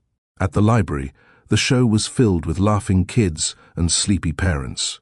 Cairo sat on Silas's lap the whole time, whispering questions every few seconds. Is that a dragon or a crocodile? Why do puppets blink but not talk? Do grown-ups ever play like that? Silas answered every one with patience, even when Zaria nudged him for being louder than the puppets. After the show, they stopped for juice. Cairo sat between them, sipping loudly, eyes still bright. Then, out of nowhere, he asked, "Can I call him Dad now?" Zaria froze. Silas blinked slowly, setting his cup down. Cairo looked up. "Everyone at school has a dad. I tell them mine is your friend. But I want him to be my dad. Can he be my dad?" The world went still. Zaria opened her mouth, closed it, then looked at Silas. He didn't move, didn't smile, didn't rush in with a yes. He turned to Cairo. "What makes someone a dad to you?" Cairo shrugged. "They come, they stay, they help when you're scared, they read the stories, they don't leave." Zaria's eyes glistened. Silas reached for the boy's hand, held it gently. "If your mom says it's okay, I'd be proud to be your dad." Cairo beamed, then turned to Zaria. "Can I?" She inhaled through her nose, held it, then nodded. "I think you already have." Cairo stood up on the booth seat and hugged Silas's neck tight. It wasn't loud, it wasn't dramatic, but it was everything. On the walk home, Cairo chattered on about how he was going to tell his teacher, his friends, his neighbor. Silas didn't let go of Zaria's hand the whole walk back. And for the first time, she didn't pull away. That night, Silas stayed late, helped with bath time, dried Cairo's hair, let the boy fall asleep against his chest while watching an old animated film. Zaria watched them from the doorway, her arms crossed, one hand covering her mouth. When Silas carried Cairo to bed, she followed behind and tucked the covers tight. They stood in the doorway together afterward. Neither said anything for a long time. Then Zaria whispered, "I didn't think this kind of healing was possible." Silas didn't speak. He reached for her hand and brought it to his chest. "I didn't think I'd ever get the chance to try." She looked at him. "So what now?" He stepped closer. "We stop trying to undo the past. We start building something better." She let that sit, then said, "Stay for tea." He nodded. Only if I get to make it. She smirked. Kitchen's yours. If you've ever seen someone earn back your trust, not with promises but with actions, share it in the comments. If this chapter made you feel something, take 1 second to like this video. It helps us reach someone else who might need this story today. And don't forget to subscribe so you don't miss what happens next. Because love like this deserves to be followed to the very end. It had been a month since Cairo asked the question. Since the moment Silas heard the word Dad spill from the boy's mouth without hesitation. Since Zaria had stood quietly at that library booth, allowing the label to become more than just a title. Silas had shown up for Cairo every day since, not with grand gestures, not to prove anything. He showed up with steady hands, warm eyes, and a listening heart. He started helping with school runs when Zaria had morning meetings, packed lunches with too many carrot sticks, sat on the floor building racetracks even when his knees complained, folded tiny socks that never seemed to match. He didn't ask to stay over, but he was always the last to leave, and each time Zaria opened the door to let him out, she hesitated a little longer. Some nights, when Cairo was asleep, Silas stayed to talk. Nothing heavy, nothing tense, just quiet moments over tea. Updates on Cairo's reading, notes from parent-teacher meetings, soft reflections. He never asked Zaria where she stood emotionally, never pushed, never even hinted. But his eyes told her enough. He wasn't just in Cairo's life. He wanted to be in hers. One Tuesday afternoon, Zaria was running late. Her meeting had overrun, and Cairo's teacher had already called to confirm pickup. She texted Silas without thinking. "Are you near the school?" Already in the parking lot. She exhaled. Relief. Trust. He had anticipated her before she asked. An hour later, she came home to Cairo already in pajamas, dinner reheated and on the table, Silas helping him finish his homework. She stood in the doorway of the kitchen, holding her bag, and watched them. Cairo had flour on his sleeve. Silas had 2 sticky notes taped to his forehead. "Spelling words," Cairo explained, pointing. "He's the board." She laughed. Silas looked over. "You're home. You're both alive. That's all I hoped for." Cairo finished his worksheet, then asked for a bedtime story. Silas looked at Zaria. She nodded. He scooped Cairo up and carried him off, the boy already yawning in his arms. By the time Silas returned, Cairo was out cold. "Didn't make it through the first page," he said. Zaria handed him a mug of warm tea. They sat on the couch, quiet at first. Then she said, "He loves you." Silas looked down into his mug. "I know, and it scares me." She frowned. "Why?" "Because I can't undo what I missed, and I'm terrified something could happen to take this away again." Zaria's voice was calm. "You're not leaving, are you?" "Not unless you tell me to." She nodded. "Then stop waiting for it to vanish. He believes in you now. That's not easy to earn." Silas leaned back. "What about you?" Zaria didn't look away. "I'm not Cairo. I know. That's why I'm asking." She placed her mug down, stood, walked over to the bookshelf, pulled down an old notebook. She held it out to him. Silas opened it. Inside were pages of Cairo's drawings, scribbles, shapes, names, and one page from years ago, before Cairo was born. It was Zaria's handwriting, a list, titled, "Things I Needed But Never Got." He read in silence. A partner who listens without a phone in his hand, someone who says, "I'm proud of you when I come home tired," peaceful dinners, an apology before I have to ask for one, someone who doesn't forget my birthday, laughter without pressure, someone who sits in the quiet with me, even when I don't want to talk. He looked up, throat tight. "You kept this?" I almost threw it out. "But I didn't want to forget what I learned when you were gone. And now, I've seen pieces of you I didn't think existed anymore." She sat beside him. "I still don't know where this goes. I don't know if what we had can ever be what it was." Silas nodded. "That's fair, but I know Cairo deserves more of this. And maybe I do too." He watched her closely. "So, what are you saying?" I'm saying, don't leave tonight. His breath caught. She added, I don't mean forever. I don't mean sleep in my bed. I mean, stay. On the couch. Stay close. Silas's voice cracked. Okay. Zarya stood, turned toward the hallway. At the edge, she looked back.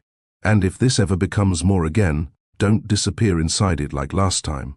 I won't, he said. I already lost it once. She gave a faint smile, then walked into her room and quietly closed the door. Silas leaned back, heart full, eyes damp, and for the first time in years, he wasn't chasing redemption. He was living it. Zarya woke early. The house was quiet, still wrapped in that soft silence that lingers before the world begins moving. She sat up slowly, blinked against the dim light, and listened. No cartoons, no little feet on the floor, no clatter from the kitchen. She checked the clock. 6:10 a.m. Cairo always slept until 7. She stood, wrapped herself in a cardigan, and padded down the hallway. The living room came into view. There was Silas, curled up on the couch with a blanket tossed over one leg, his arm hanging off the side, head tilted back against the cushion, fast asleep, and on his chest, Cairo, still in his footy pajamas, curled like a kitten, face pressed to Silas's sweater. Zarya froze, not out of concern, not out of fear, but something else, something deeper. She had never seen Cairo sleep on anyone that way, not since he was a baby, not even with her sister or the neighbors he adored, only with her. Until now. She stepped closer. Silas didn't stir. His hand rested protectively across Cairo's back, fingers curved like instinct. Zarya watched them for a full minute. Then she quietly walked into the kitchen and began preparing breakfast. She didn't want to disturb the moment, but she also didn't want to sit still and pretend it wasn't affecting her. Because it was. Every second with Silas now felt like a mirror, one that reflected what could have been, what still might be, and what she no longer wanted to live without. She cracked eggs into a bowl and heard the couch creak behind her. Footsteps approached. Silas appeared in the doorway, hair messy, eyes still sleepy. He woke up crying around 5, he said softly. Had a little nightmare. Climbed up without a word, knocked out again in 2 minutes. Zarya smiled faintly. He hasn't done that in years. Silas looked at her. Did I overstep? No, she said. You showed up. He reached for you. That's different. Silas leaned against the counter. It felt natural, like something I'd done before, but I hadn't. You didn't miss everything, Silas. Just the beginning. He swallowed. I'm still scared I'll mess it up. We all do. The difference is whether you stay and fix it. She flipped the eggs. Cairo shuffled in, rubbing his eyes.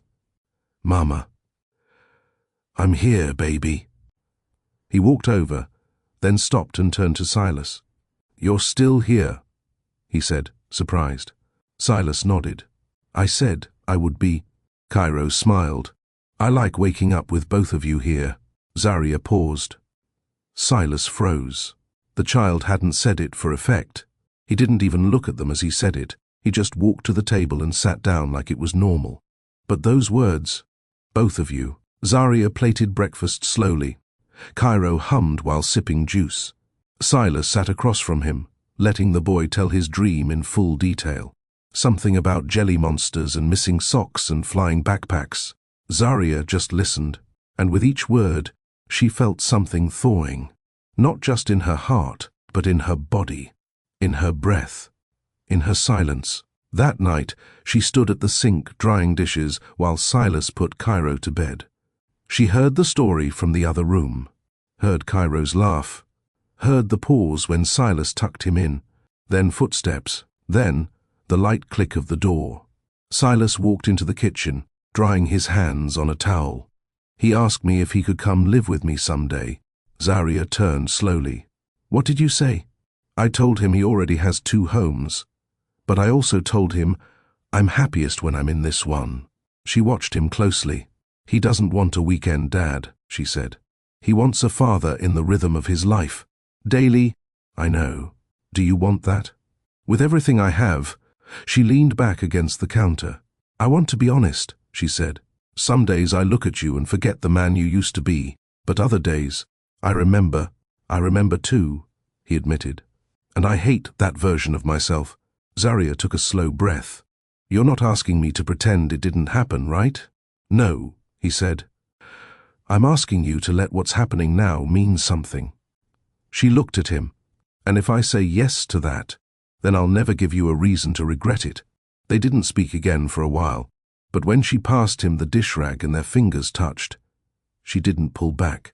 That night, she didn't ask him to sleep on the couch. He did, but he slept knowing the door to her heart wasn't locked anymore. It was cracked, open enough for light to spill through. Silas woke up before the sun. The couch was familiar now.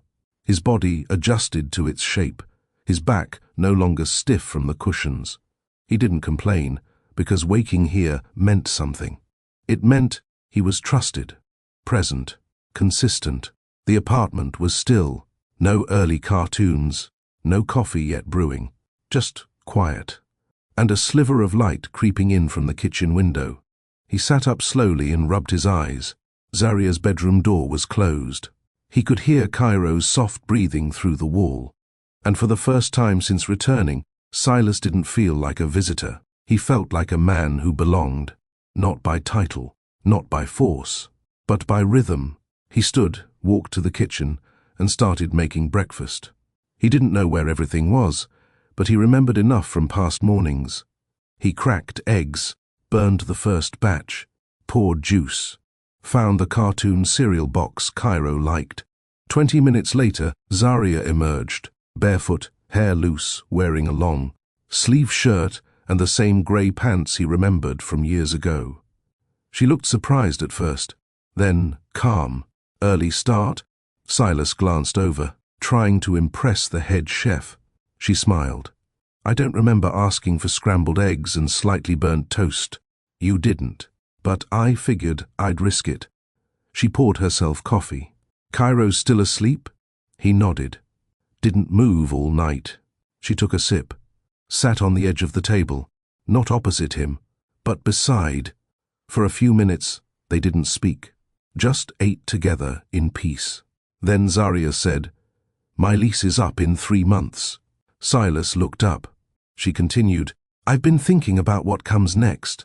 He stayed quiet. I don't like uncertainty. I've worked hard for stability, for Cairo's structure. I know you have. But lately, he asks questions. About me? She nodded. He doesn't just want visits. He wants roots. Silas placed his fork down. What are you saying? I'm saying, if you're serious about staying in his life, we need to talk about permanence. Silas blinked. You mean, like moving in? She looked at him directly. I'm not offering a second chance at marriage. Not today. I'm not making promises I can't keep. But I need to know if we're moving towards something real, or just holding on to borrowed time. He nodded slowly. You want to know if I'm building with you, or just visiting? Yes. Silas leaned back. I've been thinking about it too, he said. Not in pressure, but in purpose. She waited. I don't want Cairo to think I'm part-time, he said. And I don't want to show up here every morning just to say goodbye at night. I want a real routine, a shared one. Zaria softened. And me? He looked at her. You're the reason I even get to hope for this. You didn't have to let me in. But you did. And I've been in love with you since before I knew what love required. The room grew still. Zaria's voice was quiet. Then don't make me build alone. He nodded. I won't. Cairo's door creaked open. Tiny footsteps shuffled in. Why are you both eating without me? Zaria turned. You slept through breakfast. Cairo pouted. You could have saved me the first bite. Silas laughed. We saved you too. Cairo climbed onto the chair, eyes bright. Can we all have breakfast tomorrow too? Zaria looked at Silas. He smiled. If your mom says yes. She nodded. We'll start getting used to it. Cairo cheered. Can I tell Miss Lee I have 2 homes with the same people in them now? Zaria blinked. What do you mean? Cairo shrugged. Well, you both live here now, right? Silas froze. Zaria didn't answer. The boy kept talking. I think this is what a team looks like. When the people you love are in the same house and they don't leave. Neither adult spoke. Cairo reached across the table and touched both their hands. You're my favorite team. Zaria swallowed. Silas smiled. And for the first time, the idea of family didn't feel like a conversation waiting to be had. It felt like something already happening, quietly, gently, and exactly on time. Zaria stood in front of the mirror. Cairo was napping. The house was quiet. Silas had taken a walk to give her space. He didn't say why, but she knew. The air between them was changing, slowly, steadily, and now she had to face what she had been holding back. She touched the edge of the mirror with her fingertips, not to adjust her reflection, but to ground herself. She wasn't scared of Silas anymore. She wasn't angry. She wasn't holding on to the version of him who left her behind. But she was scared of something else. What if letting him in again cost her the calm she fought for? What if opening her heart again brought new wounds she didn't see coming? Loving him now meant loving a man who had been broken and rebuilt. And she wasn't sure if the new version of herself could love the new version of him. Because she'd changed too. She didn't wait at windows anymore. She didn't soften to attention or flinch at distance. She spoke when something hurt. And she expected action, not apology. Could Silas live in that world? And deeper, could she? She sat on the edge of her bed and opened her drawer. Inside was the envelope she never threw away. The one with the ring, the silver band from their wedding, still smooth, still simple, still untouched. She held it between her fingers, then closed the drawer. Not yet. Later that evening, Silas returned with groceries. He moved around the kitchen like he belonged there now. And maybe he did. Cairo ran to him like a magnet, helping unload items and tossing apples into the basket like basketballs. Zaria watched from the hallway, not hiding, just observing. It was the quiet joy in Silas's face that shook her most. He didn't look like a man visiting a life. He looked like he was living it, and she couldn't deny it anymore. He loved Cairo. He respected her space. He never rushed, never assumed, never overstepped. And she wanted him there. Not for Cairo, not for routine, but for herself. That night, after Cairo fell asleep with a new storybook between his arms, Zaria found Silas in the kitchen drying dishes. She leaned against the doorframe. Are you happy? He looked up. Right now. She nodded. I'm more than happy, he said. But I'm still waiting. For what? For you to say I can love you again. Zaria's chest tightened. You never stopped. Never. She crossed the room slowly, then said, I need you to know something. Okay. This version of me, the one who speaks up, who moves slower, who asks for help without apology, she didn't exist when we were married. I know, he said. And I'm not shrinking to fit into the man you used to be. I don't want you to, he replied. I need a partner, not a rescue. I don't want flowers after a bad day. I want silence when I ask for it. I don't want surprise getaways.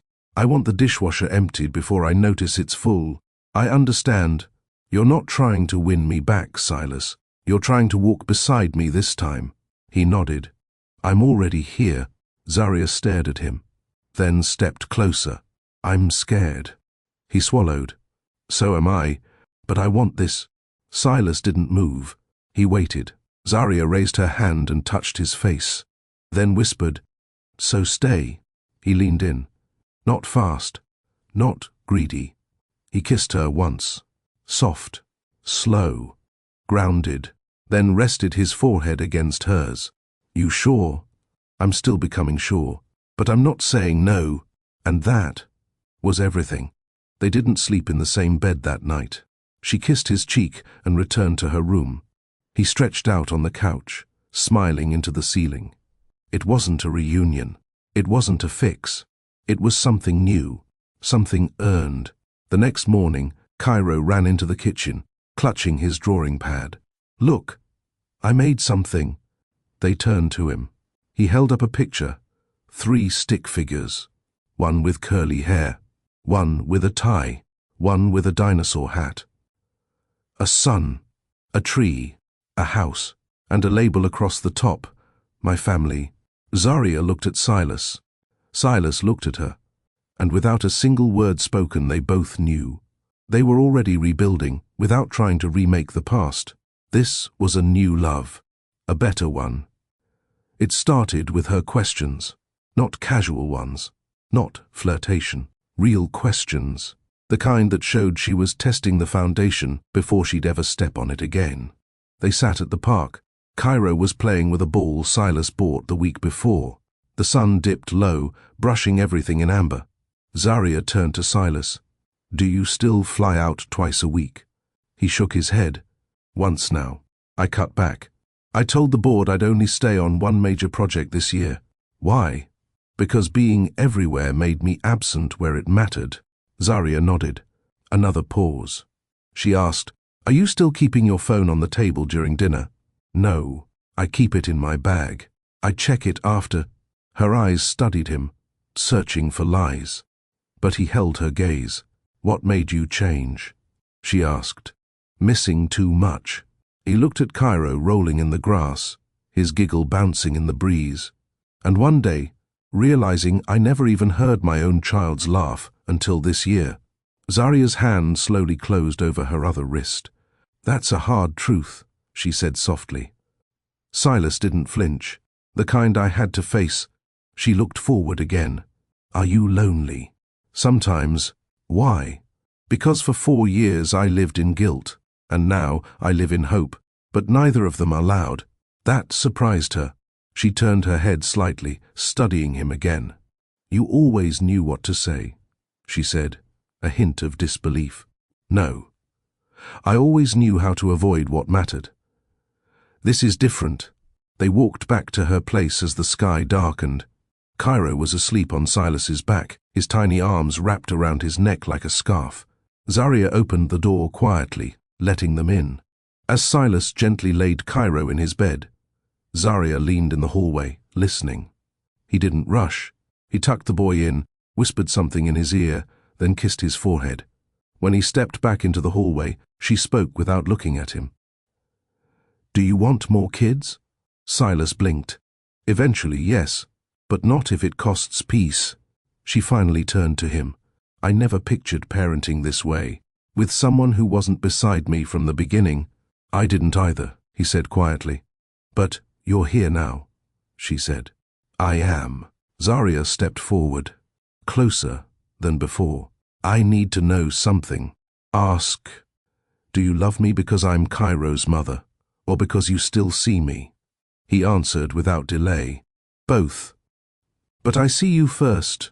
Zarya's face didn't move, but something behind her eyes did. And that's when she said the words she had held back for weeks. "I don't want you to keep coming and going." Silas froze. "I want you to either be fully in, or give us space to stay steady." "I understand," he said.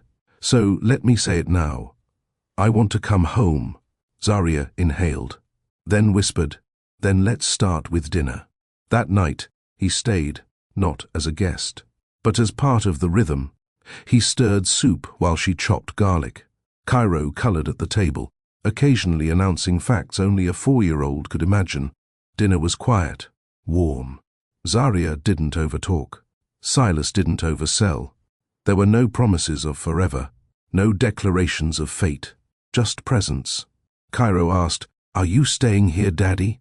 Silas looked at Zarya. She nodded once. He turned to his son. "Only if you're okay with that." Cairo grinned, revealing the small chip in his front tooth. "Okay." Later, Zarya handed Silas a folded blanket. He took it with a grin. "Couch again?" "Not yet," she replied with a smile. He chuckled. "Fair enough." But before she walked away, she turned. "One thing." "Yes?" "If you ever disappear again, we won't be here next time." He didn't argue, didn't excuse, just said, "Understood." And for the first time in years, she slept soundly. Not because everything was perfect, but because everything was honest. Silas didn't move back into Zarya's house. He showed up, daily but never imposed. Morning drop-offs, midday texts, grocery runs, every little thing he hadn't done before, he was doing now. Not for points, not for performance, just because it needed to be done, and because he finally wanted to be present for it. Zarya noticed. When Cairo had a fever, Silas was the one holding his hand at the hospital. He didn't leave when Cairo fell asleep. He stayed through the night, dozing off in the stiff hospital chair, with his hand still wrapped around his son's tiny fingers. When Cairo's teacher mentioned he liked painting, Silas bought canvas boards, not iPads. He didn't try to outdo. He tried to belong. One Saturday, as Cairo painted under the sunlight, Zarya brought Silas a cup of tea. "Thank you," he said softly. "You don't need to thank me. I do. You don't have to share your world again. But you are." Zarya looked down at her fingers, then at the tea in his hand. "It doesn't feel like sharing. It feels like adjusting, letting the doors open little by little." He smiled at that. "I'll wait as long as it takes." Weeks passed. Routine formed. One Friday night, Cairo begged to sleep at Silas's apartment. Zarya hesitated, but Cairo's excitement made her nod. Silas picked him up, packed the small overnight bag she handed him, and promised, "I'll send photos every hour." He did. Cairo brushing teeth. Cairo setting his teddy on a pillow. Cairo asleep on Silas's chest. That last photo made Zarya pause. Her world had been still for too long. Now it was moving, but slow, safe, thoughtful. Sunday evening, after dropping Cairo off, Silas lingered by the door. Zarya folded her arms. "What's on your mind?" "Two things," he replied. "One, do you think I could start picking him up from school once a week?" "Yes." "And two, can I take you to dinner?" "Just you." Zarya blinked. "Not to fix us," he added. "To learn you again." Her lips parted, but no words came. He stepped back. No pressure. "Just think about it." She nodded slowly. "Okay, I'll let you know." That night, Zarya looked through old photos on her phone. One caught her off guard, a blurry candid of Silas making breakfast in the early days of their marriage. He had flour on his cheek. He was barefoot, and he was smiling like a man who thought life was about quiet mornings, not boardrooms. She stared at it long enough for her screen to dim. Then she whispered, "Maybe." The dinner wasn't flashy. Just a small family-owned restaurant near the river. They sat outside. Zarya wore her hair down. Silas wore a shirt without a watch. They talked about Cairo, about books, about their younger selves. When dessert came, he asked, "What scared you most during those years apart?" She stared into her cup before answering. "That I'd be angry forever, that I wouldn't be able to love without waiting to be left again." He nodded, quiet. "And you?" she asked. "That I'd never get the chance to say sorry in person. That I'd only be a name Cairo knew from checks or birthday cards." Zarya pressed her palm to the table. "I hated you sometimes," she said honestly. "You should have," he said softly. "I deserved it. But I never stopped hoping you'd find your way back." He met her eyes. "I never stopped missing home. I just forgot how to walk there." She looked at him for a long time. Then she said, "I still don't trust easily. I don't expect you to, but I see you trying. I won't stop." As they left the restaurant, she didn't hold his hand. But she didn't walk ahead of him either. Side by side, under streetlights, in silence. That was enough. 1 month later, Silas moved into the guest room. Not permanently. Just when Cairo asked, Zarya didn't protest. It was no longer about boundaries. It was about balance. One morning, Cairo walked into the kitchen, rubbing his eyes. "Mom, can Dad stay here forever now?" Zarya looked at Silas, then at her son. "Let's see how things go, okay?" Cairo shrugged, satisfied. "Okay." One night, while folding laundry, Zarya spoke quietly. "You're different." "I had to be. You're also softer." I stopped mistaking control for love. She placed a clean towel on the couch. "I'm not building my life around anyone again." He walked closer. "I'm not asking you to. I want to build alongside you. She turned to him. This is not a second chance. This is a new beginning. I know. And I still need time. I'm not going anywhere. She held his gaze, then whispered, "Good." That night, she didn't ask him to leave. She didn't invite him in either. But when they passed each other in the hallway, she reached out and touched his hand for just a second longer than usual. And he understood what that meant. Silas stood in the kitchen, quiet, watching as the sun came through the blinds. Zaria had gone to get Cairo ready for school. They were moving through life like teammates now, without announcement, without ceremony. He packed Cairo's lunch, sliced the strawberries the way Zaria had shown him, added a note with a smiley face and the words, "Have fun, champ." He wasn't sure when that had become his habit, but it felt right. Zaria came downstairs with Cairo in her arms. He was still half asleep, cheek pressed against her shoulder. She handed Silas the boy's shoes without a word, and Silas knelt to put them on. They moved in rhythm, not perfect, but peaceful. After Cairo's drop-off, they stood in the driveway for a moment. Silas didn't rush to leave. Zaria didn't suggest he should. "I was thinking," he said, "maybe this weekend I could take Cairo to the museum downtown. There's a dinosaur exhibit. He'd love that." Silas hesitated. "You too?" Zaria met his eyes. "Ask me again on Friday." He nodded.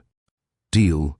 She stepped back toward the door, pausing with her hand on the knob. "Thank you. For not giving up." He smiled. "Thank you for letting me show up." That evening, Zaria found herself looking through a drawer she hadn't opened in years. Inside were pictures, old keepsakes, and at the bottom, her wedding ring. She held it, feeling the weight of the past in her palm. She remembered the day she took it off, not out of hate, but because wearing it felt lonelier than not. She didn't put it back on. She didn't throw it away either. She left it on the nightstand. On Friday, she answered his question before he could ask it. "I'll come with you both." Silas smiled softly. "Good. It's a date." She looked at him. "It's a day with our son." He nodded. "Even better." The museum was bright, loud, full of school kids and curious parents. Cairo was a blur of excitement, pointing at bones, asking about fossils, climbing into exhibits. Silas stayed close. Zaria watched him lift Cairo to see the T-Rex, heard him explain things, like he was narrating a bedtime story, not a science lecture. She saw how he held Cairo's hand in the crowd, never tugging, always guiding.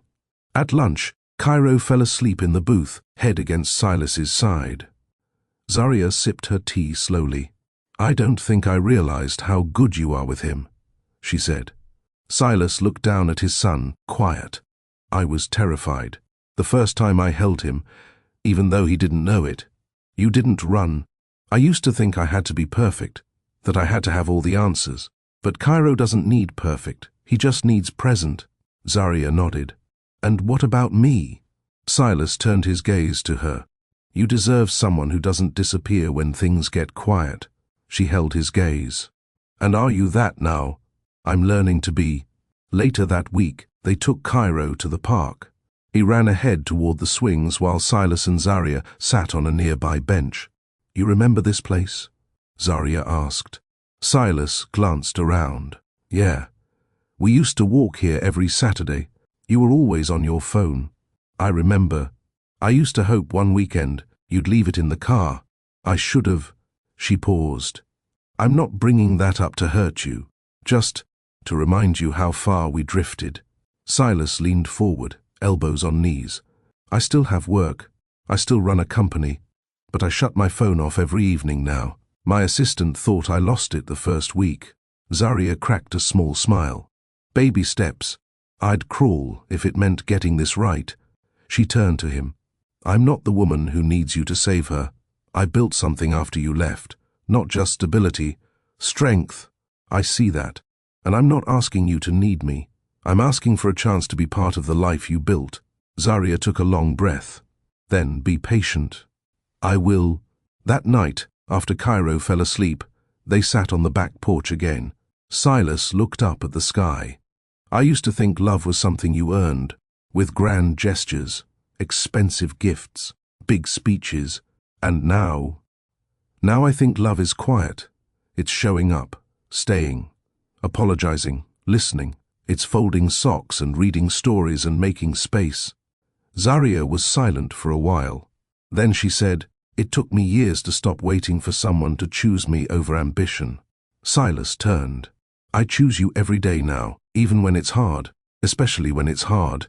You used to promise things and not follow through. I remember. Now, you don't promise. You just do. Because words failed you once." "I'm trying to let my actions speak louder."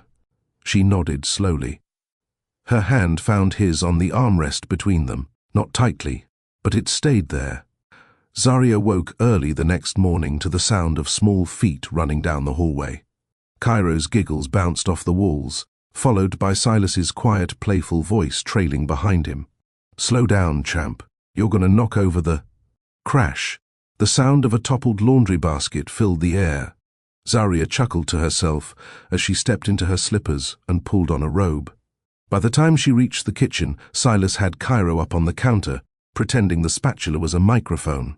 "Good morning, Chicago. I'm your host, Cairo Wren, and today we're making the fluffiest pancakes in the city." Zaria leaned against the doorframe, arms folded, a soft smile on her face. "You're raising a showman," she said. Silas turned, smiling. "You caught us in action." Cairo beamed.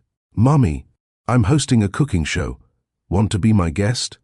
She walked over and kissed the top of his head. "Only if I get to taste test." They had breakfast together, pancakes that were slightly burnt on the edges but made with love. No screens, no rushing, no pretending, just family.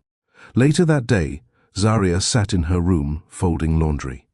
Her eyes kept drifting toward the small picture frame on her dresser. It was a photo of her and Cairo, taken last summer.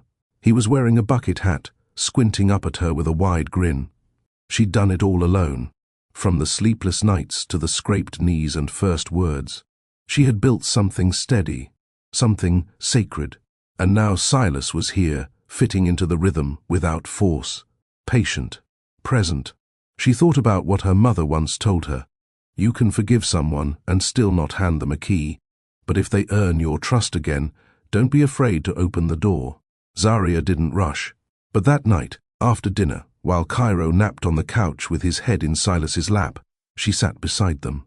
Silas looked at her, waiting, respectful. She spoke first. "I'm not offering you a relationship, Silas. Not yet. I understand. But if we're going to co-parent, I want Cairo to see more than a schedule. I want him to see respect, friendship, and softness." Silas nodded. "So do I." She looked down. "I'm willing to try, to start again, but it has to be on equal ground. No grand gestures, no promises, only actions." She looked up. "Yes." They sat in silence for a while, watching Cairo sleep. The next weekend, Silas invited them both to a small fair outside the city. Zaria hesitated, but Cairo's excitement made the decision easier. They arrived just after noon. Music played, children ran around with cotton candy, and laughter filled the air. Cairo tugged Silas's hand toward the carousel while Zaria trailed behind. At one point, Silas helped Cairo win a small stuffed tiger. Cairo turned and ran to Zaria, holding it up proudly. "Mommy, we can name him Pickle." Zaria laughed, crouching to his level. "Pickle it is." She glanced at Silas, who mouthed, "Thank you." She didn't answer out loud, but her expression softened. That evening, they returned to Zaria's house. Cairo fell asleep in the car. Silas carried him inside without waking him, laying him gently in bed. As he came back down the stairs, Zaria stood by the door, holding his coat. Silas reached for it, but her hand stayed on his a beat longer than necessary. "You did good today," she said quietly. "So did you." She hesitated.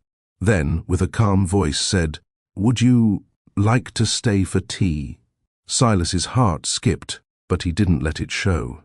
"I'd like that." They sat on the porch again, mugs in hand. The night air was still, calm. Zarya looked over at him. "Cairo asked me yesterday if you were staying forever." Silas's chest tightened. "What did you say?" "I told him you were here now. And that's what matters." Silas nodded slowly. "He deserves that kind of clarity." She looked at him. "So do I." "I'm here," he said again, steady this time. Zarya didn't rush toward him. She didn't reach for his hand. But when she stood to go inside, she left the door open behind her. Silas followed, not because he was invited to a room or a place, but because he had been invited into her peace. Later that night, as Cairo stirred in his sleep, Silas knelt beside the bed and kissed his son's forehead. He whispered, "Thank you, buddy. You helped your dad grow up." Cairo didn't hear it, but Zarya, standing by the doorway, did. She turned away before he saw her, not because she wanted to hide the tears, but because this time they were not born from sadness. If you made it this far, then this story meant something to you.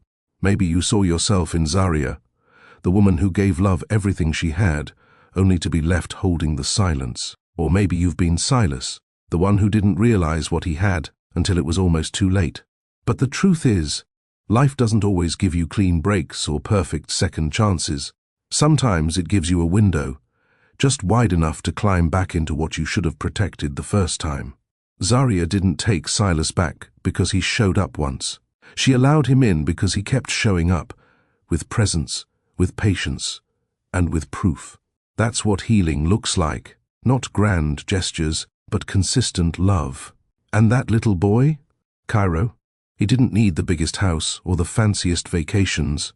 He needed a dad who would read bedtime stories, who remembered his favorite toy, who showed up to parent-teacher night. So, let me ask you this. Have you ever tried to rebuild something you broke? Have you forgiven someone who finally owned their failure? Drop your thoughts in the comments. We read every single one. And if you believe stories like this matter, if you believe love deserves a second chance when it's earned, hit that like button. Share this with someone who might need a reminder that growth is possible. And don't forget to subscribe for more stories that speak to your soul. Because here on Mr. Charles Stories, we don't just tell stories. We tell truths wrapped in love.